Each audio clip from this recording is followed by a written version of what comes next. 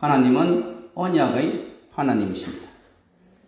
신구약 성경 전체는 하나님의 언약으로 이루어져 있습니다. 그런데 이 하나님의 언약은 일방적이고 주권적이고 선택적입니다. 하나님은 아브라함을 선택하셨습니다.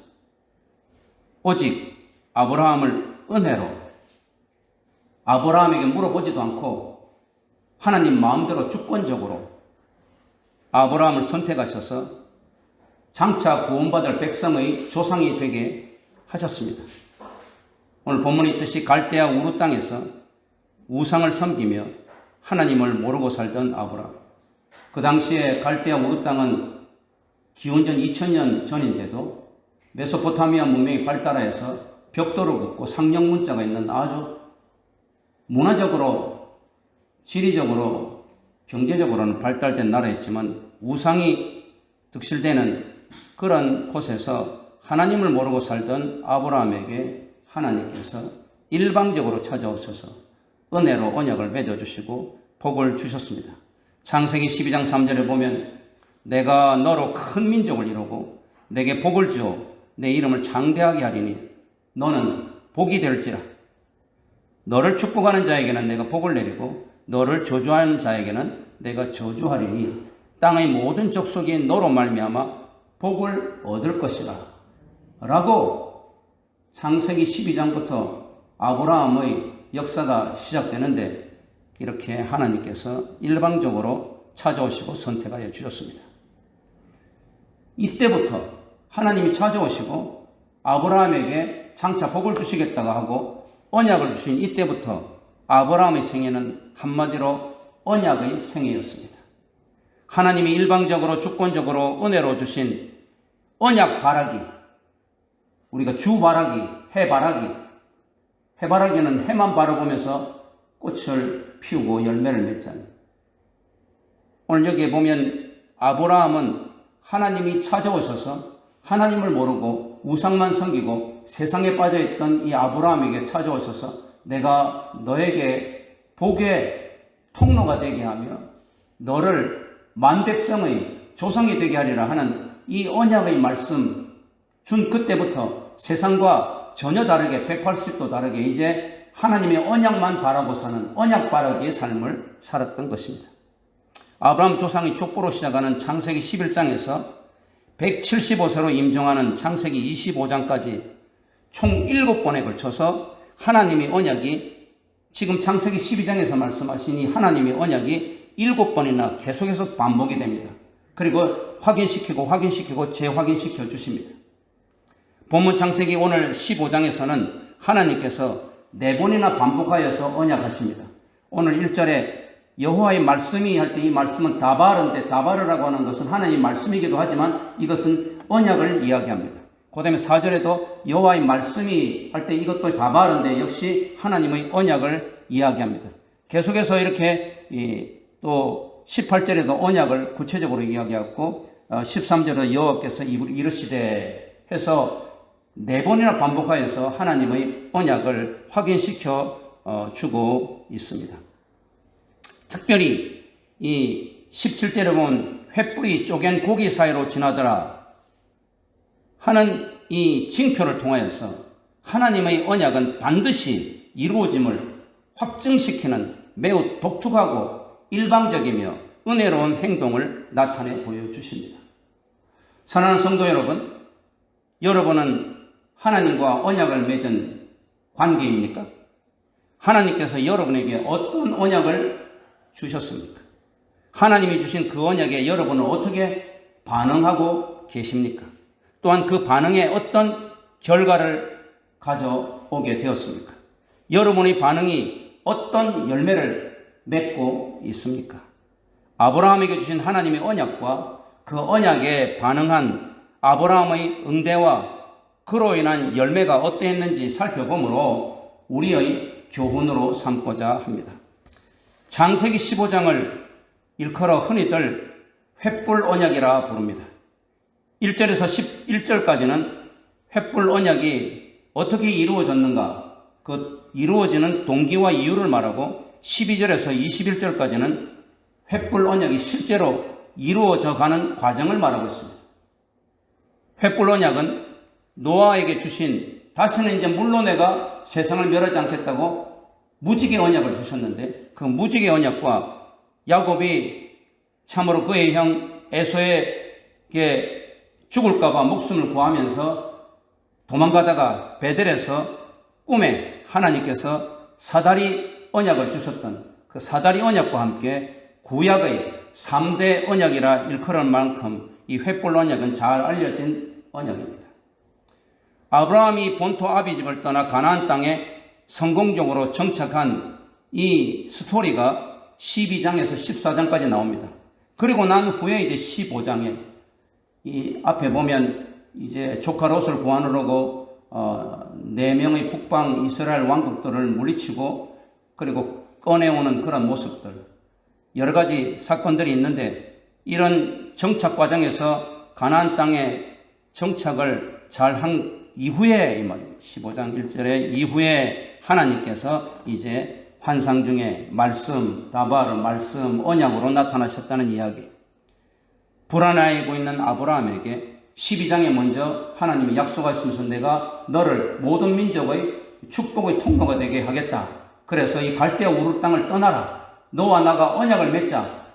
12장이었는데, 그래서 가나안 땅에 가서 그 낯설고 물선되어서 정착을 하려고 무진 애를 쓰고 힘을 쓰다가 12장 14장에서 어느 정도 정착이 성공적으로 된 후에 하나님께서 다시 아브라함에게 약속을 잊지 말라고, 약속에 따라 살라고, 약속을 가지고 살라고 힘과 용기를 주시기 위해서 다시 나타난 이 사건입니다.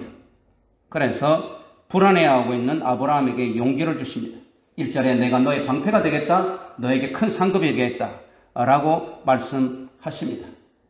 아브라함은 이제 결사대를 조직해서 조카 롯을 구하기 위해서 그 북방의 그 왕들을 다 물리치긴 했어도 그 많은 그 가나안 족속들이 다시 또 복수하기 위해서 쳐들어오면 어떻게 되나 하는 그런 불안함도 있을 것이고, 또 75세에 갈대아 우르 땅을 떠나서 가나안 땅에 왔는데 하나님께서 너의 씨로 말미암아 모든 민족이 흥흥하리라 라고 축복을 하셨는데 10년이 지나 이제 85세가 다 되어 가는데도 아직도 아이가 없는 그런 상황입니다.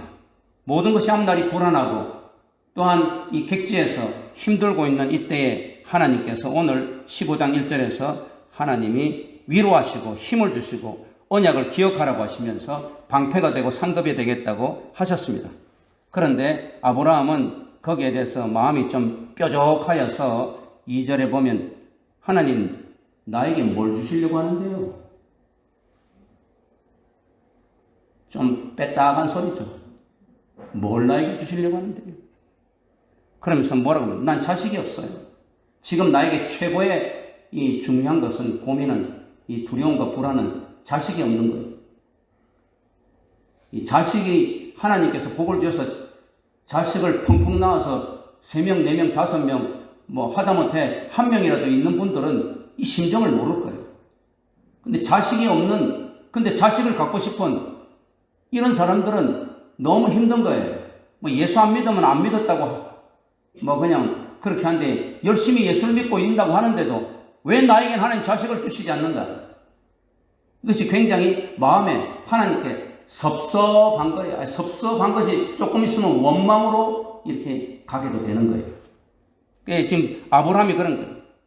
아니 갈대아 우르 땅에서 있는 나보고 하나님 약속하시면서 가나안 땅으로 가라고 하고 거기에서 모든 민족의 씨의 축복이 되고 민족의 조상이 되겠다고 하셔놓고 지금 난 뭘 줬는데요? 항변하고 있습니다. 주께서 내게 씨를 주시지 않았으니 나의 충직한 종 엘리에셀을 내 아들 삼아 내 상속자로 삼을 겁니다. 라고 빼딱한 소리를 하고 심통을 부립니다. 그러자 4절에 여호와의 말씀이 아브라함에게 임하였다. 아니야 아브라함아, 너의 상속자는 너의 종 엘리에셀이 아니다. 너의 몸에서 나는 자이다. 그러면서 아브라함을 데리고 밖에 나가서 캄캄한 밤중에 하늘을 보라. 하늘의 무수한 별을 보라. 셀 수 있느냐? 요즘같이 공해에 공기가 맑지 않은 이런 데는 밤하늘에 별이 별로 없지만 정말 공기가 맑고 아주 이 청량한 그런 지역에는 하늘에 별이 쏟아지는 것 같죠. 언젠가 이야기했는지 모르겠지만 제가 그 남아공에서 공부를 할 때 그 시트루스달이라고 하는 오렌지 농장에 이렇게 초대를 받아서 갔는데 밤중에 쳐다보니까 정말 하늘에 별이 막 쏟아질 것 같아요. 너무 많아서 저는 지금까지 그렇게 별 많은 하늘을 보지를 못했어요. 근데 정말 하나님께서 거짓말하는 것이 아니고 이 하늘에는 별이 쏟아질 것처럼 많은 거예요. 그 별을 보면서 그 당시에는 뭐 공해가 별로 없었으니까 얼마나 청정했겠어요. 이 별처럼 너의 자손이 번성하리라. 뿐만 아니고 7절에는 자손만 많아지는 것이 아니고 아브라함에게 이 가나안 땅을 주시겠다고 말하겠습니다. 아브라함은 아직도 가나안 땅에 정착을 했다고는 하지만 이 가나안 족속들과 함께 아모리 족속과 많은 가나안 족속들 눈치를 보면서 지금 더부살이 하고 있어요. 그런데 하나님께서 이 땅을 너에게 주겠다. 그러자 아브라함은 다시 또 8절에 그렇다면 저에게 이 땅을 주신다는 확실한 징표를 좀 보여주세요. 기드온이 사사로 일어나 그러니까 징표를 보여달라고 했듯이 아브라함도 징표를 보여달라고 하고 있어요. 이 오늘 본문의 하나님께서는 아브라함에게 3년 된 암염소와 암소와 수장과 산비둘기, 집비둘기 새끼를 가져오게 했고 그 집비둘기, 산비둘기는 내버려 두고 이 짐승들을 쪼개어서 마주 대하게 하였습니다. 해질 때에 깊은 잠에 빠진 아브라함에게 하나님은 소위 말하는 횃불 언약을 하시는 것입니다. 그것이 바로 13절에서 16절의 횃불 언약입니다. 앞으로 400년 동안 너의 후손이 이방 땅에 가서 종살이를 할 것이다. 그러나 마침내 400년 후에 큰 재물을 이끌고 이제 그 이방 땅에서 나와서 가나안 땅에 다시 돌아올 것이다. 이러한 언약을 하나님께서 아브라함에게 하신 후에 캄캄한 흑암 속에 오늘 여기 보니까 연기 나는 화로가 보이고 타는 횃불이 보이더라. 하나님의 영광의 임재를 이야기하죠. 하나님께서는 영이시니까 사람들에게 보일 수가 없고 사람들에게 보여주지도 않습니다. 그래서 여기는 횃불이라고 하는 것은 하나님의 임재, 테오파니를 이야기합니다. 하나님께서 지금 횃불로 임재하셨다는 사실입니다. 그래서 쪼갠 고기 사이로 횃불이 지나고 고대 근동지방에서는 언약을 맺을 때에 A라는 사람과 B라고 하는 사람이 언약을 맺을 때에 언약을 맺고 난 후에 이 고기를 짐승을 쪼갭니다. 돌로 쪼개고 난 후에 그 쪼갠 재물 사이로 A가 지나가고 B도 지나갑니다. 이것은 만약에 우리가 언약을 맺었는데 A든 B든 한 사람이 언약을 지키지 못하면 그 위반자는 이와 같은 죽음에 처할 것입니다. 시체가 쪼개지듯이 쪼개져서 죽을 것이라고 하는 것을 의미하는 것입니다. 그런데 하나님은 이 아브라함과 횃불 언약을 맺으면서 아브라함에게 너희 쪼갠 재물 사이로 걸어가 암염소와 또 이 암소와 순양 사이로 걸어가 그렇게 하지 않으셨어요. 왜 그랬을까요? 아브라함은 그 언약을 지킬 힘이 없어요. 능력도 없고 너무 연약한 인간이기 때문에. 그래서 하나님께서는 아브라함은 그냥 깊은 잠에 빠지게 하시고 이제 하나님께서 내가 이 언약을 지킨다. 하나님은 이거 안 해도 진짜 지키실 수 있는데 아니 지키시는데 이 아브라함에게 이 마음에 확신을 주고 확증을 주기 위해서 그 당시 고대 근동의 이 언약식 이런 횃불 언약식을 그대로 시행하여 가지고 하나님께서 홀로 이 쪼개어진 재물 사이로 지나간 거예요. 이 말은 무슨 말입니까? 내가 만약에 아브라함 너하고 맺은 언약을 내가 지키지 않으면 내가 이렇게 쪼개질 것이다. 내가 죽을 것이다 하는 것을 이야기하는 거예요. 이것은 하나님께서 장차 독생자 예수 그리스도를 십자가의 희생 제물이 되게 하심으로 이 언약을 반드시 지킬 것임을 암시하고 있는 것입니다. 이 은혜로운 하나님의 언약, 이 일방적이고 주권적인 선택의 언약에 아브라함은 어떻게 반응하였습니까? 이것이 중요한 것입니다. 어떤 모습으로 응대하입니까? 왜? 이것은 우리들이 해야 할 일이기 때문에. 물론 지금 앞에서 말한 것이 더 중요합니다. 하나님의 언약은 일방적이고 주권적이고 은혜로운 것이고 하나님 마음대로 그러나 은혜롭게 사랑에 의해서 하신 것이고 이루어갔습니다. 그럼에도 불구하고 하나님은 연약한 우리들에게도 무엇인가 반응을 요구하고 있습니다. 내가 이렇게 일방적으로 너희들에게 언약을 행하였고 그 언약을 이루어갈 것인데 그러면 너는 어떻게 나의 은혜에 이 언약에 반응할 것이냐? 아브라함은 어떻게 반응했을까요? 첫 번째, 믿음으로 반응했습니다. 아브라함은 하나님의 언약의 말씀에 믿음으로 반응했습니다. 오늘 6절에 보니까 아브라함이 여호와를 믿으니 여호와께서 이를 그의 의로 여기시고 라고 아브라함의 믿음을 기뻐하셨습니다. 흔히들 우리가 말하는 이신칭의를 말하죠. 하나님은 믿음을 좋아하십니다.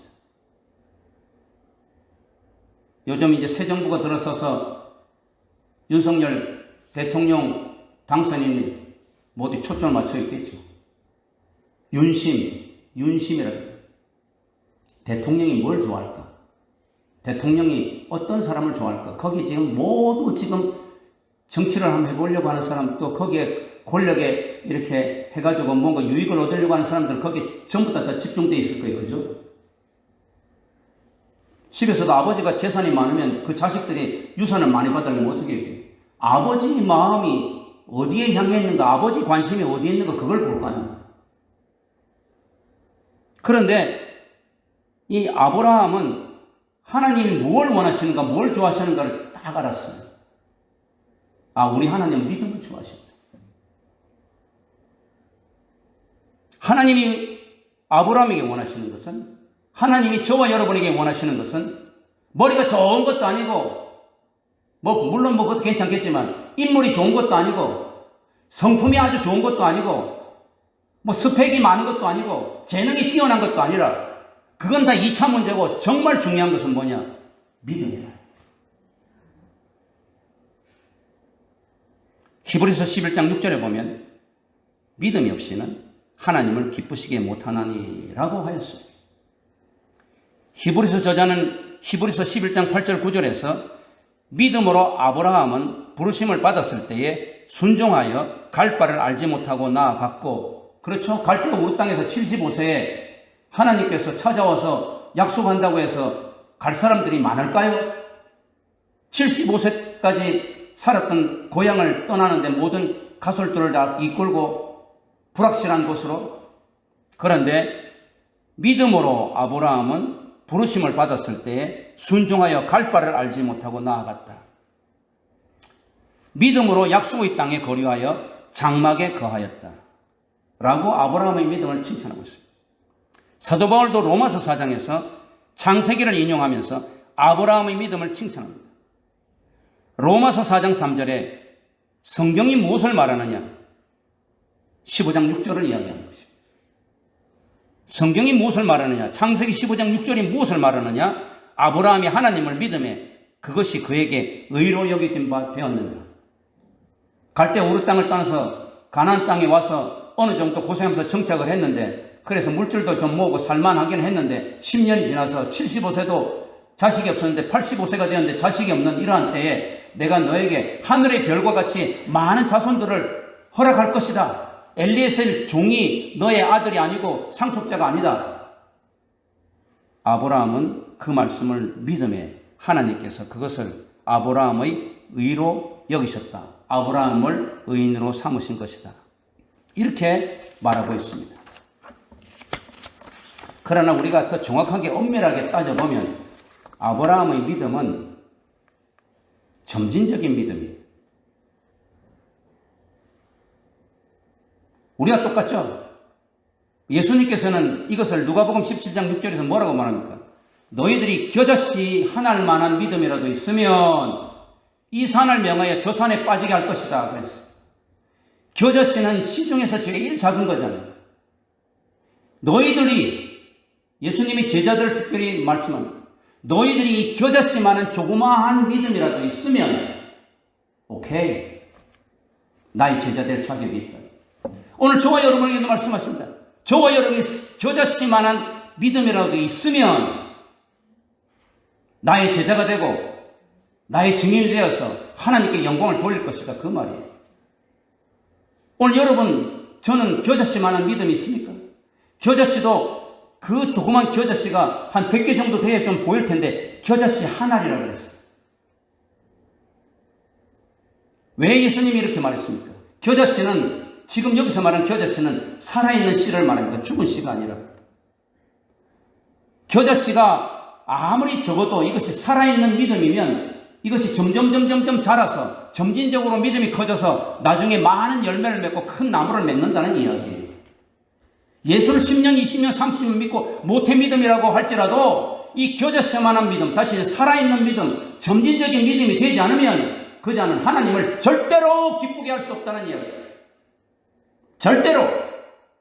내가 아무리 봉사를 많이 하고, 물론 그것도 좋습니다만 구제를 많이 하고, 아무리 내가 헌신을 하고 수고를 한다고 할지라도 주님을 향한 살아있는 믿음, 비록 겨자씨라고 할지라도 지금은 겨자씨지만 이것이 점점 자라서 큰 나무가 될 수 있는 이런 점진적인 믿음을 갖지 아니하면 절대로 하나님을 기쁘시게 할 수 없고, 하나님에게 오늘 아브라함에게 주셨던 이런 언약, 축복을 주시지 않는다는 이야기. 아브라함의 믿음도 처음부터 완벽하고 성숙한 믿음은 아니었습니다. 창세기 15장에서 하나님은 횃불 언약을 보여주시며 아브라함의 몸에서 하늘의 별과 같이 후손이 번성하리라고 약속하셨으며, 네가 지금 지목하여 있는 엘리에셀 너희 종은 아니야, 네 몸에서 나올 것이야. 네 몸에서 나온 자손이, 네 씨가 온 천지에 큰 민족을 이룰 것이야 라고 분명히 횃불 언약을 통해서 징표를 보여달라고 해서 짐승을 쪼개고 그 사이를 하나님이 지나가시면서 내가 만약에 너하고 약속을 지키지 않으면 내가 죽는 거야, 알았어? 하면서까지도 확실한 언약을 보여주셨음에도 불구하고, 그래서 오늘 여기 창세기 15장 6절에는 하나님이, 아브라함이 이 하나님의 언약을 믿음에 하나님께서 그를 의인이라고 여겨주셨다고 했음에도 불구하고 창세기 16장에 보면 뭐가 나옵니까? 아브라함은 사라의 성화에 못 이겨서 사라의 몸종 하갈과 동침을 하였고, 그리하여 하갈이 이스마엘을 낳자 이 온순하던 하갈이 그의 이 여주인인 사라에게 아주 그냥 못되게 하고 거만하게 하고, 사라는 마음이 상해서 아브라함에게 이스마엘을 쫓아내라 그러고, 나중에 또 이삭이 좀 크니까 이스마엘이 괴롭혀서 결국은 쫓겨나가게 되고, 그래서 오늘날 이스라엘 백성과 이 아랍 백성들과 이 나누어지는 이런 비극을 낳게 되었잖아요. 이 믿음이 성숙한 믿음입니까? 완전한 믿음입니까? 아브라함이, 사라가 아무리 이제 나이가 이제 늙어서 우리가 영감 할머니가 됐는데 어떻게 아이를 낳습니까? 그러니까 이 하갈을 당신 잠자리를 해서 아이를 낳았어요. 이렇게 아무리 극성을 부려도 아니야, 하나님께서 약속하셨잖아. 횃불 언약도 있잖아. 하나님께서 12장에도 말씀하셨잖아. 계속 이야기하셨잖아. 안 돼. 그게 진짜 믿음이지. 그 보면 아브라함은 점진적인 믿음이지 성숙하고 완벽한 믿음을 갖지 않았다는 사실. 창세기 20장에는 그랄 왕 아비멜렉에게 사라를 역시 또 자기 누이라고 합니다. 사라가 뭐 예뻤던 모양이에요. 정착 초기에 애굽 왕이 또 애굽에 내려갔을 때 먹을 것을 구하여 애굽에 내려갔을 때에 이 애굽 왕이 너무 사라를 탐내니까 나하고 남편 아내 관계가 아니고 그냥 누이 동생입니다. 그래서 줬잖아요. 그런데 하나님께서 막으셔서 거기서도 이제 비극을 막았는데, 뭐 재미 들린 것인지 또 아비멜렉에게도 20장 훨씬 지나선데 그렇게 해서 가나안 정착 초기에 애굽 왕 바로에게 행하였던 비겁한 짓을 자행했어요. 이걸 보면 아브라함의 믿음이 정말 완벽한 믿음, 히브리서 저자가 이야기한 칭찬할 만한 믿음, 로마서에서 바울이 칭찬할 만한 믿음 수준에 이르지 않았어요. 아직까지는. 그럼에도 불구하고 아브라함은 예수님께서 말한 겨자씨 하나할 만한 믿음이 있었던 것이, 이 믿음은 살아있었어요. 그러므로 이 하갈과 이스마엘의 사건을 보면서 또 아비멜렉의 이런 사건을 보면서 지난날의 잘못을 이야기하면서 아이고 하나님 용서해 주십시오. 제가 하나님과 언약을 맺고 하나님의 언약을 믿었음에도 불구하고 내가 너무 연약한 인간에서 내가 너무 부족해서 내가 너무 마음이 갈 때 같아서 내가 이 죄 많은 부패한 육신의 몸이 사르키를 갖고 있어서 하나님 너무 부족합니다. 아브라함이 통곡했겠죠. 회개했겠죠. 넘어졌다 다시 일어나 하나님 나를 다시 일으켜 주십시오. 다윗이 회개하고 일어나서 열심히 하나님 찾았듯이. 이게 아브라함의 믿음이에요.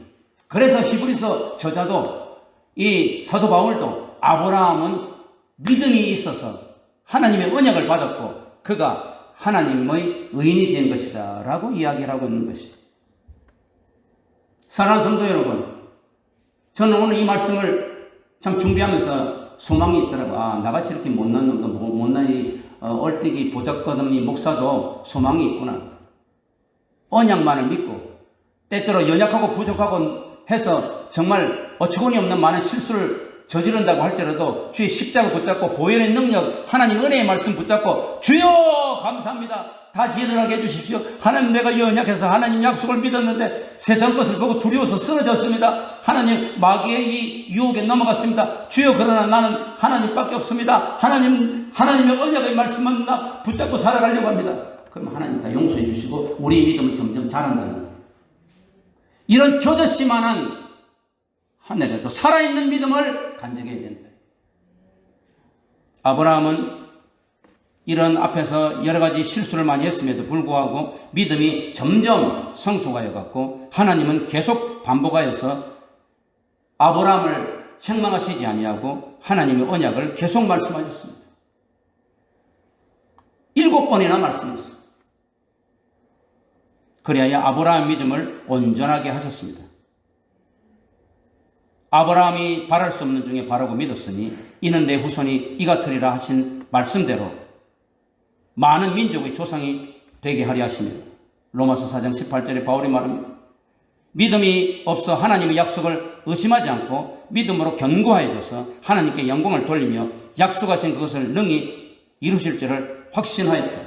로마서 4장 20절에 21절 말하는 것은 이 아브라함의 믿음이 점점 성장했다는 거예요. 에스겔 선지자가 말한 대로 에스겔 47장에 하나님의 사자가 에스겔에 보여준 대로 성전에서 물이 나오는데 그 물이 처음에 발목까지 이르렀다가 발목 신앙이죠. 1,000척. 그 다음에는 무릎까지 2,000척. 그 다음에 허리까지 3,000척. 나중에 이 물속에 빠져서 헤엄을 치더라고요. 우리의 믿음이 처음에는 세상을 의지하느라고 하나님 의지하는 것이 발목밖에 없었는데 발목으로만 계속 있으면 되겠어요? 그 믿음이 자라서 무릎까지 차고 그 다음에는 허리까지 차고 나중에는 말씀에 의지하여서 언약의 말씀에 의지하여서 살아가는 이런 믿음의 성숙한 모습을 보여줘야 되는 것인데 아브라함이 그러했다는 것을 바울도 히브리서 저자도 이야기하고 있는 것입니다. 아브라함의 믿음의 최고봉은 사랑하는 독자 이삭을 모리아산에서 제물로 드릴 때입니다. 도저히 이해할 수 없는 것이죠. 사랑으로.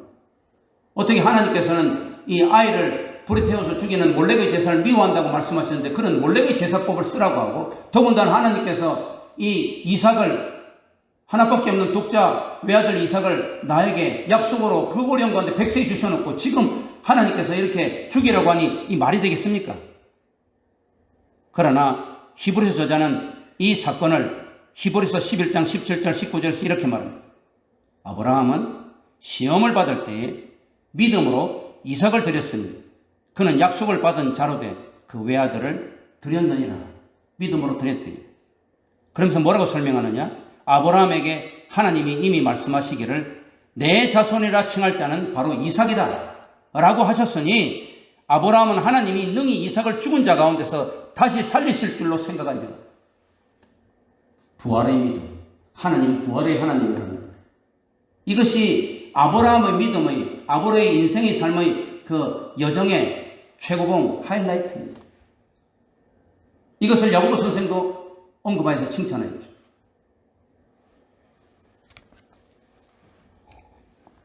그러면 두 번째로 아브라함의 이 점진적인 믿음의 결과는 어떠한 것인가? 하나님의 언약에 믿음으로 반응한 아브라함에게 믿음의 열매는 어떻게 나타났는가? 첫 번째로 영육의 축복입니다. 아브라함은 육적으로나 영적으로 큰 축복을 받았습니다. 아브라함은 물질적으로 부유하였습니다. 우리가 예수 믿으면 다 가난하게 사는 것은 아니에요. 날마다 물질의 노예가 되어서 물질을 쫓아 사니까 하나님께서 뺏은 것이지, 아브라함처럼 이렇게 믿음으로 살면 하나님께서 물질적으로도 축복을 주시고 사회적으로도 힘을 주시고 능력을 주시는 거예요. 너무 이제 목사는 물질을 그냥 들이까가지고 예수 믿는 사람은 가난하게 살고 지질이 궁색으로 살고 힘없이 세상에서 빌빌거리고 살라고 하는 이야기가 아닙니다. 바로 알아야 돼요. 아브라함은 언약 바라기, 하나님 언약 말씀 바라기로 살았더니 하나님께서 그에게 엄청난 물질적인 축복도 주셨습니다. 그리고 장수의 축복도 주셔서 175세나 살았어요. 또한 씨의 축복을 받아서 그의 아들 이삭과 야곱을 통하여 이스라엘 민족의 조상이 되게 하셨습니다. 하나님은 그의 후손이 강성한 나라를 이루게 하시려고 애굽으로 이주하게 하셨습니다. 오늘 여기 13, 14, 15, 16절에 하는 말씀은 겉으로 볼 때는 하나님께서 사랑하는 아브라함의 자손을 왜 저렇게 고난을 주시고 애굽 땅에서 400년이나 저렇게 노예 종살이를 하게 하시는가 하는 것 같지만, 이 문맥을 더 깊이 살펴보면 왜 그랬느냐? 이 가나안 땅에서 계속 있으면 아브라함 자손이 나라를 이룰 만큼 커지지 않는 거예요. 주변에 얼마나 많은 그런 족속들이 있는데 가만히 내버려 두겠어요? 그렇기 때문에 하나님께서 요셉을 통해서 강제적으로 이들을 이주시킨 거예요. 갈 때는 70명이 갔는데 이 야곱의 이 가족들 70명이 그 기근이 들어서 먹고 살기 위해서 갔는데 이 70명이 나중에 400년이 지나니까 어떻게 됐어요? 250만 명이 되는 이 애굽의 이 나라에서도 매우 두려워하는, 그 당시에 250만이면 대단한 그 나라 아닙니까? 아주 넘보지 못하는 그런 강대한 나라가 되어서 이제 가나안 땅으로 오게 한 거예요. 그 고센 땅은 얼마나 기름지고 좋은 땅입니까? 그 고센 땅에서 그들이 250만 명, 70명이 250만 명이 돼서 나라를 이루게 만드신 것은 하나님의 놀라우신 계획이라요. 더 나아가서 영적으로 보면 아브라함의 후손 중 예수 그리스도가 태어나게 하심으로 유대민족뿐 아니라 아브라함은 예수를 믿는 모든 이방 백성들이 조상이 되게 하셨어요. 이것이 갈라디아서 3장 15절에서 18절에 잘 나오죠. 제가 지금 시간이 없어서 찾아보지 못하지만 여러분들이 집에 가서 찾아보세요. 갈라디아서 3장 15절에서 18절에 보면 요 창세기 15장 13절에서 16절에 나와 있는 이야기가 그대로 나와 있어요.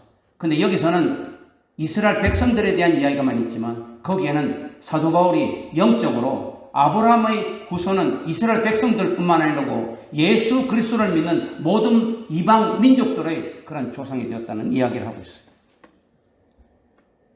실로 바울이 선언한 것처럼 아브라함은 율법에 속한 유대 백성뿐 아니라 믿음에 속한 이방인들의 조상이 되었으니 아브라함은 모든 사람의 조상이라.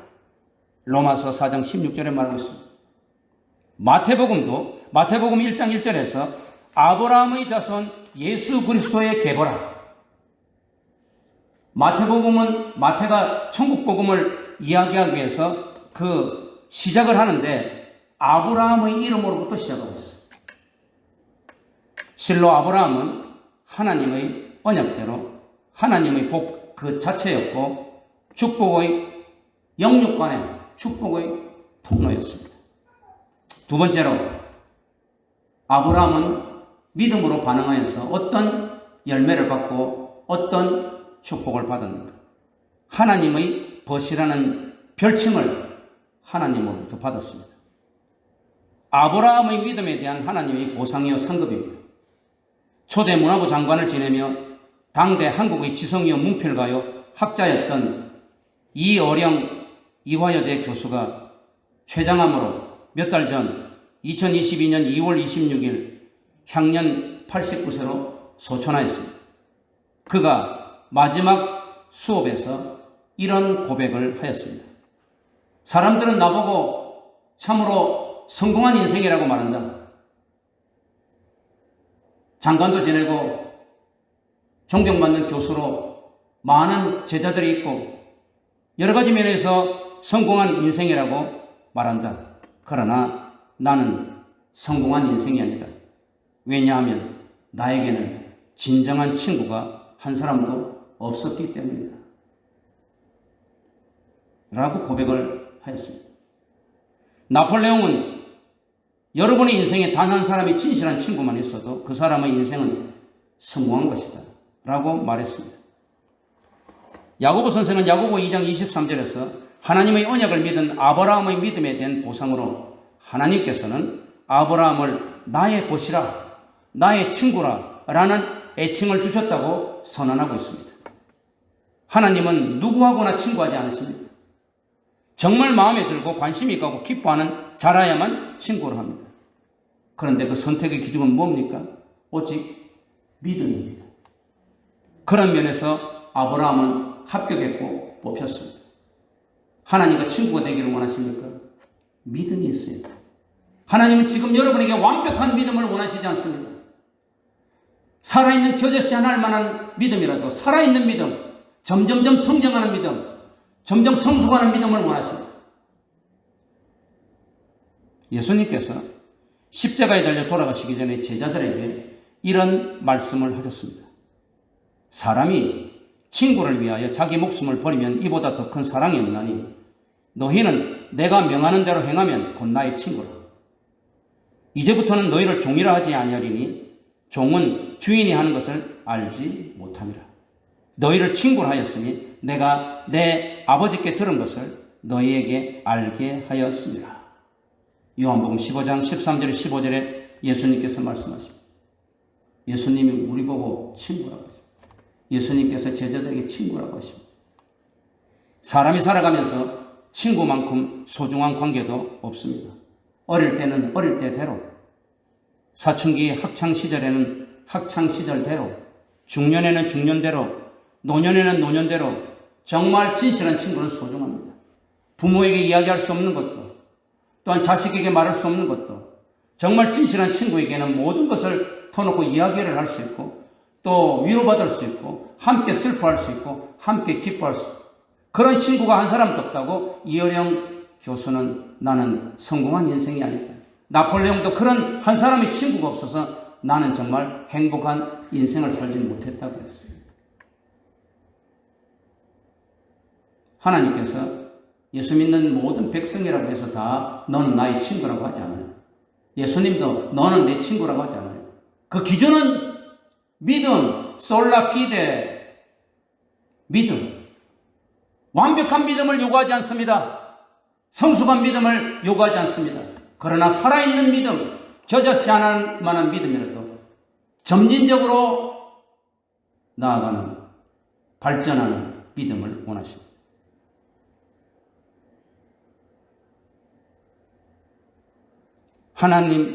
아브라함이 하나님의 친구가 되고 예수님의 제자들이 예수님 친구가 되었다는 사실은 정말 신나고 행복하고 소중한 은혜와 행복입니다.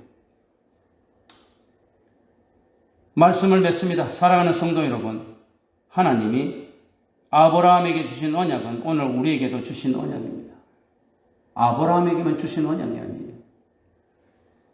그래서 오늘 제가 제목을 언약의 후손이라고 한 것은 이 본문에는 직접적으로 아브라함의 이야기지만, 아브라함이 언약 바라기로 살았지만 오늘 우리들도 하나님께서 언약을 아브라함과 같이 똑같이 주셨다는 이야기입니다. 우리가 이 아브라함처럼 겨자씨 하나만한 믿음이라도 살아있는 믿음으로, 점진적인 믿음으로 하나님의 언약만을 바라보면서 소망 가운데 살면 하나님은 우리에게 아브라함에게 주셨던 영육간의 복을 주실 것입니다. 또한 우리를 하나님의 친구로 삼아 주실 것입니다. 오늘 15장에서는 특별히 아브라함의 생애를 통해서 믿음이라고 하는 것이 무엇이냐? 언약 바라기입니다.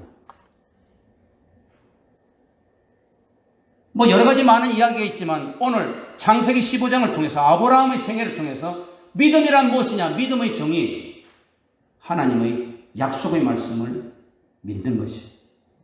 그 약속의 말씀을 바라보며 사는 거예요. 물론 우리가 연약해가지고 부족해서 허물이 많아서 자꾸 언약을 바라보면서 가다가 중간에 견눈질하고 마귀에게 쓰러지고 유혹에 당해가지고 믿음대로 행하지 않고 그럴지라도 다시 일어나서 하나님 잘못했습니다. 언약을 바라보지 않고 가니까 또 실패했네요. 하나님 용서해 주실 거죠. 주님 십자가별로 용서해 주십시오. 나는 언약밖에 없습니다. 하나님의 약속의 말씀밖에 없습니다. 주여 나는 언약만을 바라보면서 주님 나라 갈 때까지 살게 하소서. 이거예요. 이것이 믿음이에요. 오늘 본문을 통해서. 이것을 하나님 기뻐하세요.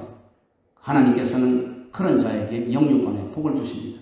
시의 축복을 주시고 땅을 기업으로 주시고 또한 예수 그리스도의 귀한 제자들이 되게 하십니다. 영원한 하나님 나라의 자녀가 되게 하시는 거예요. 뿐만 아니라 하나님께서는 친구가 되어셔서 하나님께서 우리에게 은밀하게 크고 비밀한 일을 보여주시고 교제하게 하시는 것입니다. 이런 놀랍고 신나는 행복과 은혜를 누리는 여러분 되기를 주 예수 이름으로 축원합니다.